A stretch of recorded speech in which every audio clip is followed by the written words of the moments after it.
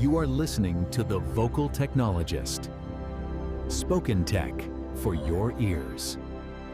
Usually when we watch like a sci-fi movie about some rogue AI hacking into the mainframe, there's this comforting solid line between fiction and reality, right? Oh, yeah, absolutely. Like we watch the digital chaos unfold, the credits roll, and then we just turn off the TV, perfectly safe in our living rooms. But looking through a stack of 5 daily TLDR information security newsletters spanning from May 11th to May 15th, 2026. Yeah. It really feels like somebody took that sci-fi script and just started filming a documentary. Yeah, I mean, the barrier between those theoretical threats and our daily digital reality, it's just completely dissolved now. We're looking at this fundamentally altered landscape where, the tools we use to build the internet are now autonomously trying to dismantle it. Okay, let's unpack this because for you listening, we really aren't just talking about abstract code floating around in the ether. No, not at all. We are mapping out this silent, invisible war that directly dictates the privacy and the safety of the services you rely on every single day. Yeah. And from logging into your university portal to the literal location data your car is transmitting. Right. So our mission today for this deep dive is to understand this totally new battleground where AI is acting as like both the ultimate weapon and the most vulnerable target. Yeah, and to really understand the mechanics of this shift, we have to look at how vulnerability research is actually conducted today, because historically,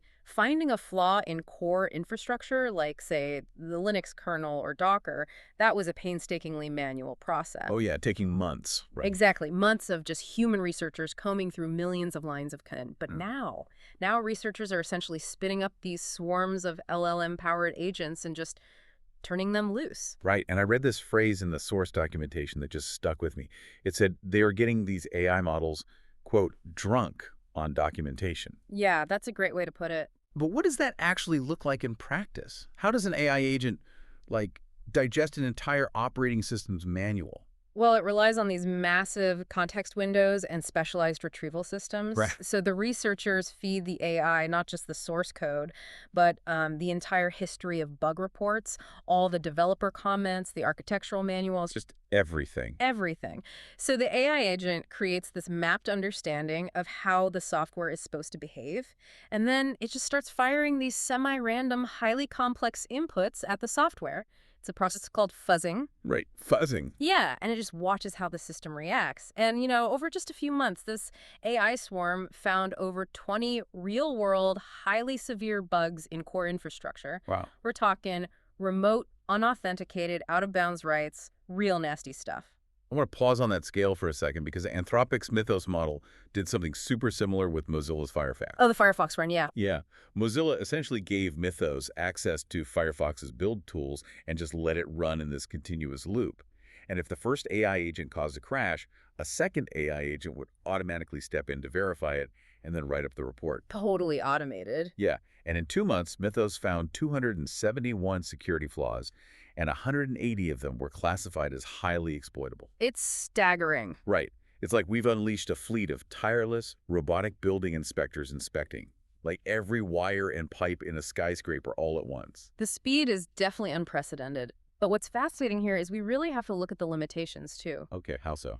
Because that robotic building inspector analogy you just used is actually perfect. Because, sure, inspectors are great at finding standard code violations like a missing smoke detector or a faulty junction box, but they really struggle with creative malice. Creative malice, interesting. Yeah. So when researchers pointed that exact same Mythos model at the curl project, which, is this ubiquitous open source data transfer tool, it basically ran into a brick wall. Wait, really? Yeah.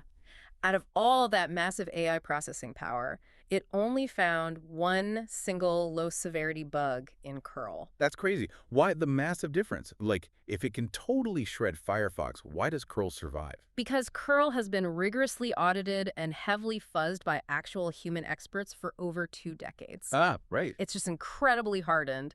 So this really proves that AI has diminishing returns on highly mature code bases. Like, AI tools excel at surfacing known bug classes at lightning speed, but they still lack that intuitive leap, you know? Right, that spark. Exactly, that truly novel, totally off-the-wall creative exploit that a human hacker might dream up, where they chain together three completely unrelated low-level glitches into a total system compromise. So the human element is definitely still required for those masterpiece hacks. But on the flip side, the Google Threat Intelligence Group just reported the first observed criminal use of an AI-developed zero-day exploit. Yeah, that was a huge milestone. It was specifically designed to bypass two-factor authentication. I mean, sure, they caught it before it's fully deployed, but that really feels like we are crossing a major threshold here. If AI can just, write 0 days, how do human defenders possibly keep up with that volume? Well, vulnerability management was never really about just finding the bugs, right? It's always been about fixing them. And the sheer volume of vulnerabilities these AI models can surface is totally useless if human engineers can't patch them fast enough. Exactly. Which is exactly why we're seeing new initiatives like the Open Defense Initiative. Right, I saw that. DevFirst is offering, what, $5 million to open source maintainers? Yes, 5 million. But the catch is that they must use AI to find and patch the bugs in their code before the frontier hacking models can exploit them. Wow. So it's actively forcing this high-speed AI equilibrium where machines are literally fighting machines over the code base. Here's where it gets really interesting, though. We are treating AI like this infallible, omniscient oracle that's going to either save our code or destroy it. Right. But under the hood, the AI infrastructure itself is literally just fragile software written in Go and Python.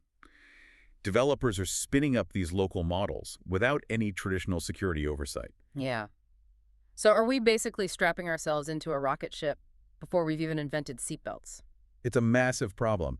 The term the industry uses is shadow IT, and AI infrastructure is by far the largest shadow IT deployment we've ever seen. Yeah, I bet. When engineers prioritize speed and experimentation, security just immediately becomes an afterthought. So we are seeing massive structural vulnerabilities within the AI tools themselves. The bleeding llama vulnerability is like the perfect example of this. Oh, no, absolutely, be textbook. It's this critical zero-day flaw in Ollama, which is an incredibly popular tool for running local AI models. I mean, it has over 100 million Docker downloads. Massive footprint. Massive.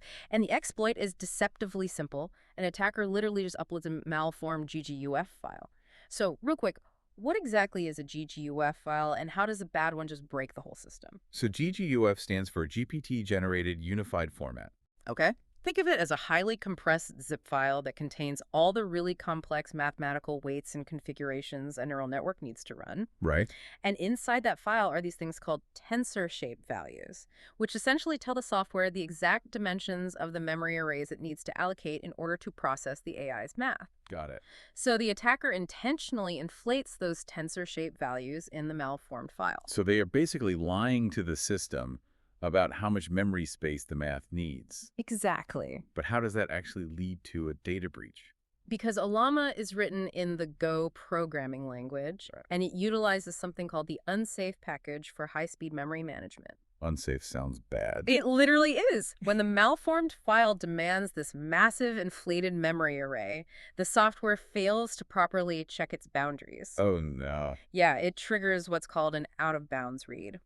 The program essentially reaches past its designated memory sandbox and just scoops up massive chunks of the system's heap memory that belongs to completely other processes. And then it just spills that raw memory back to the attacker. So completely without any credentials, it exposes user prompts, system instructions, and highly sensitive API keys that just happen to be sitting in those neighboring memory blocks. That's wild. It's a complete silent hemorrhage of the system's most sensitive data. It really is. And attackers totally know this infrastructure is weak. Mm-hmm. There's a whole new trend out there called LLM jacking. Yes. Researchers essentially set up a honeypot, basically a fake private AI stack just sitting out on the open internet just to see who would poke at it. In a single month, it absorbed over 113,000 malicious requests. That's insane volume. Hackers are just constantly probing these endpoints to steal computing power or to hijack those super expensive Anthropic API keys. LLM jacking exposes a really severe architectural flaw in how we deploy these models. Because modern AI, it isn't just a chatbot anymore, it's deeply integrated into business logic. Right. Developers use tools like the Model Context Protocol, or MCP, to let the AI talk directly to back-end databases, file systems, internal wikis. Yeah, making it useful. Right. But researchers found that when these MCP servers are exposed, they pass vulnerabilities straight through to the backend. So if an attacker feeds a clever prompt to the AI, and the AI queries the database without sanitizing that prompt, okay, I see where this is going. The AI itself inadvertently executes a SQL injection against its own database. That's crazy. The AI literally becomes a direct tunnel past the firewall. Precisely. Defenders can no longer just, put a firewall around the perimeter and call it a day. They must heavily segment AI infrastructure internally, utilizing short-lived access tokens and just incredibly strict cryptographic guardrails. But then sometimes attackers don't even need to break through a firewall or trick an AI. They just convince the developer to install the malware for them. Yeah, the human element again. Look at what happened on Hugging Face, which is a massive repository for AI models.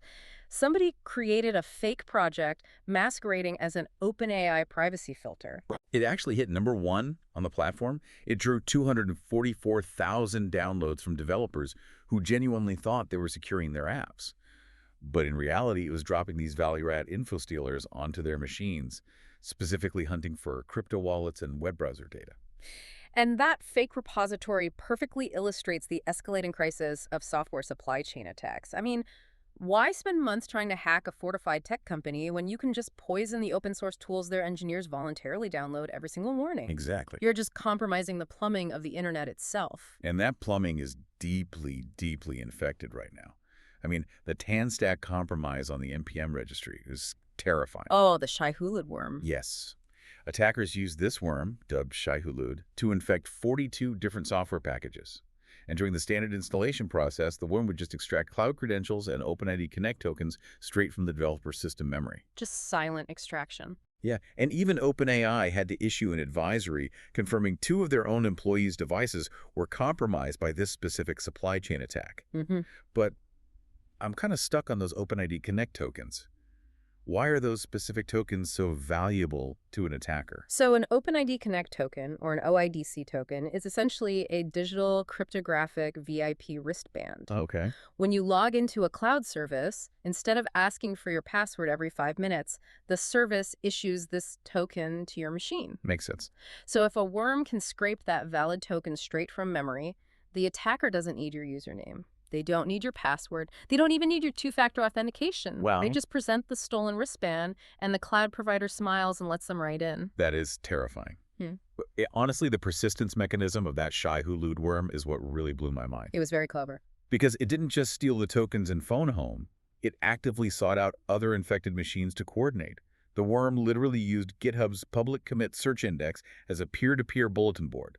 The ingenuity of that communication channel is just remarkable, because traditional malware usually reaches out to a fixed command and control server. Right, which is easy to block. Exactly. Defenders can easily spot that traffic and cut it off. Right. So instead of doing that, an infected machine would generate a dummy code commit on GitHub, burying an encrypted payload of stolen data inside the actual code. And then other infected machines would simply use GitHub's native search bar, querying for a highly specific string of characters to find those hidden payloads. It's basically using GitHub's public search index like spies, leaving coded messages for each other in the classified ads of a daily newspaper. It's wild. So what does this all mean for incident response? Well, if we connect this to the bigger picture, it means modern breaches are deeply entangled, they're decentralized, and they are highly automated. I mean, the Shai-Hulud worm even featured a dead man switch just to punish defenders. To punish them. The worm constantly polled the cloud provider's API. If an incident responder realized a token was stolen and they revoked it too early, like before they had completely wiped the worm's persistence mechanisms off the local machine, the API would naturally return an unauthorized error. Oh, no. Yeah. The worm would immediately recognize the token was dead, and it would trigger a destructive payload, aggressively wiping the developer's hard drive to destroy all the forensic evidence. It's relentless. And it is not just obscure packages getting hit either. The official Checkmarks plugin for Jenkins, which is a massive continuous integration tool, was compromised by a group called Team PCP. Yeah, push right to the marketplace. They pushed a rogue version of the plugin directly to the Jenkins marketplace. And the crazy part is how they got in. They used developer credentials that they had stolen months earlier from a completely different breach involving the Trivy scanner. The vendor simply never rotated the stolen credentials. It highlights a massive human failure in the vulnerability lifecycle. We build this incredibly complex infrastructure, but we just fail at the absolute basics of credential hygiene. We really do. And this exact tactic of supply chain poisoning is also being heavily adopted by nation-state actors now. Oh, yeah. Scarcraft? Right, the North Korea-aligned group. They compromised a gaming platform, Skame.net, which serves ethnic Koreans. They Trojanized a standard Windows update package and a legitimate Android app to drop a backdoor called Bird Call. Right. And this backdoor was purpose-built to exfiltrate contacts, call logs, documents, specifically targeting defectors and refugees. So we have futuristic AI worms wiping hard drives. We have multi-platform supply chain heists. We have nation-states poisoning game updates. But somehow, we're also still drowning in ancient legacy bugs. Yeah, we are basically fighting space-age threats on infrastructure that was fundamentally built decades ago. The NGINX Rift vulnerability perfectly captures this. Researchers from Depth First found a remote code execution flaw just hiding in the NGINX rewrite and set script engine. Oh, yeah. NGINX powers a massive chunk of the Internet's web servers. And the bug allows an attacker to corrupt memory and execute arbitrary commands. But here's the kicker. That bug has been sitting in the codebase since 2008. 2008? Unbelievable. I am genuinely baffled by this. How does an 18-year-old bug sit in plain sight on software that runs millions of websites without anyone noticing? Well, this raises an important question about how we fundamentally build software. Memory corruption bugs in older languages like C and C++ are the root cause of an overwhelming majority of these legacy flaws. Right. So the NGINX rewrite module processes complex rules for routing web traffic. And this specific bug survived for 18 years because triggering it required a highly convoluted, very specific sequence of memory state changes. So it wasn't obvious. Not at all. Automated fuzzers and human reviewers missed it because it didn't look like a standard overflow. It looked like a totally legitimate sequence of operations until the very last microsecond, when the memory pointers essentially crossed wires. And the fallout from these legacy-style flaws is still devastating today. Look at the massive Canvas breach. The Shiny Hunters one, yeah. A threat group called Shiny Hunters affected 275 million users across nearly 9,000 educational institutions. They actually forced the entire system offline during finals week. A nightmare for IT. And a nightmare for the students. And by the way, the U.S. House Committee has officially summoned the Instructure CEO over this, which we're just reporting on impartially here, not taking a stance on the government action. Right. But technically speaking, they didn't use an AI zero-day to do this. They exploited chained cross-site scripting bugs, or XSS bugs. Right. Cross-site scripting has been around since the 90s. How does something that old take down 9,000 schools? Because XSS relies on the browser's implicit trust of the website. So an attacker injects a malicious script, say, into a student's profile bio or a discussion board comment. When an administrator views that page, their browser reads the malicious script as legitimate code provided by Canvas. The script silently executes in the admin's browser, scrapes their high-privileged session cookie, and just sends it to the attacker. Wow. And then the attacker uses that cookie to assume the administrator's identity, allowing them to systematically deface login portals across the entire network. It's terrifying how a simple text box comment can unravel a global platform. And it's hitting every sector. Best Western hotels had hackers dwelling inside their internal reservation system for 6 full months, silently scraping names, travel dates, contact info, all before they were even detected. 6 months is a lifetime. They just lived off the land using standard administrative tools so they wouldn't trigger malware alerts. And then you have Zara, where 197,000 users had their data exposed. Right, but not from Zara directly. Exactly. Not because Zara itself was hacked, but because a former tech provider's archived database was just left unsecured.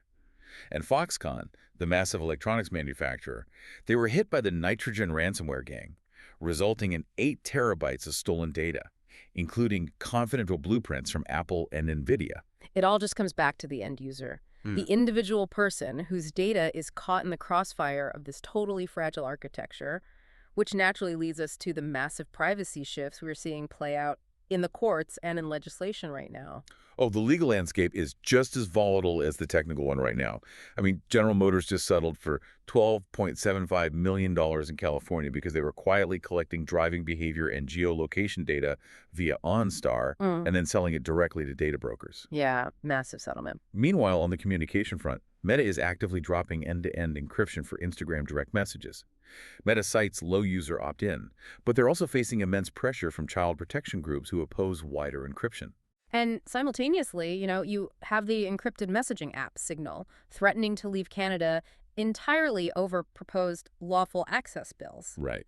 Signal argues that the bills would require companies to essentially build encryption backdoors for government access, which, as we know, fundamentally breaks the math of encryption. Right, and again, we're just neutrally reporting on this friction. There is immense friction right now between child protection groups, privacy advocates, and government bodies who are all trying to regulate an internet that is technically fraying at the edges. It's a very difficult balance to strike. It leads us, the users, trying to navigate a landscape where the software is vulnerable, the supply chain is poisoned, and the privacy laws are in constant flux.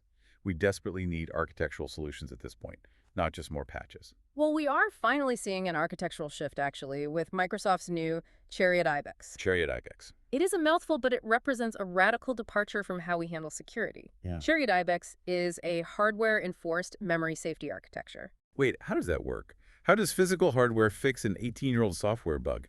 Think of traditional software security like a security guard checking IDs at the front desk of a hotel. Okay. If the guard gets tricked, the intruder has the run of the entire building. Chariot Ibex puts a cryptographic physical lock on every single room and hallway. It hardwires memory compartmentalization directly into the physical silicon of the microchip. Oh, wow. Into the silicon. Every block of memory is tagged by the hardware. If a piece of software tries to trigger a buffer overflow, like trying to read or write to a memory block, it doesn't actually own the CPU itself, physically faults and blocks the action at the silicon level. That's wild. Yeah. The software vulnerability still technically exists, but the hardware physically refuses to let the exploit execute. That is incredible. We are literally changing the physical shape of the microchip to compensate for the fact that we can't write secure code. When the software layer has proven to be this persistently vulnerable for decades, pushing the defense down to the physical silicon is really the only definitive way forward. Absolutely. Well, to recap the wild journey we have been on today, we started with AI agents hunting for vulnerabilities at machine speed, turning vulnerability research into this automated arms race. We explored how those very same AI models are incredibly fragile under the hood, bleeding API keys through malformed math files and being hijacked by supply chain attackers, dropping fake Hugging Face repositories. The plumbing is broken. We saw the Shai-Hulud worm poisoning that plumbing and using GitHub's classifieds to communicate. And beneath all of this futuristic warfare, we uncovered the lingering ghosts of 18-year-old legacy code and cross-site scripting bugs that are still taking down massive institutions today. And for you listening, this is exactly why the underlying architecture of these systems matters to your daily routine. Because whether you are a student logging into a Canvas portal to take a final exam, a traveler booking a stay at a Best Western, or just someone driving a car with a GPS connection, this invisible cyber war dictates the privacy, safety, and reliability of your entire digital life. You are the ultimate end user of this incredibly fragile ecosystem, and understanding these structural weaknesses is really the first step in navigating them. It really makes you look at every single login screen a little differently. We started this deep dive talking about how the lines between sci-fi movies and reality have completely blurred. We've talked extensively today about AI finding bugs and AI exploiting bugs. But I want to leave you with a final thought to mull over, a scenario we haven't even touched on yet. Oh boy. What happens when an autonomous AI threat actor writes a worm that doesn't just exploit a system, but actually patches the vulnerabilities it exploits as it spreads? Wow. Imagine a worm that breaks into a server, steals the data, and then rewrites the underlying code to lock the door behind it, ensuring that no human defender and no rival AI can ever follow it inside. If that's the documentary we are filming next, are we ready for it? Spoken Tech, for your ears.